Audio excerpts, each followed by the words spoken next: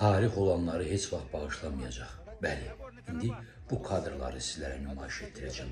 Bu kadrlar Qazaxstanda çəkilib və bunu çəkən bir Qazax blogerdir. O təsadüfən şəhərin küçəsi ilə gedərkən bir qrup müharibə veteranı ondan xahiş edir ki, onların fotosunu çəksin bir yerdə və o onlardan yaxınlaşıb soruşur. Siz hansı müharibənin veteransınız? Əfqanistan müharibəsinənmi?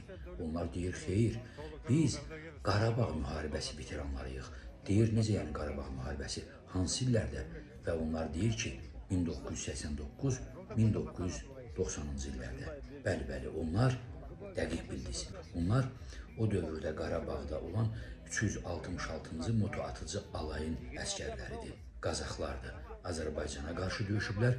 Xocalı soyqırımında birbaşa iştirak ediblər. İndi Qazaxlar baxın, bunların bu videolarını hər yerdə paylaşıb, bunlar Qazax xalqının üz qarasıdır yazırlar. Eyni sözləri mən də deyirəm.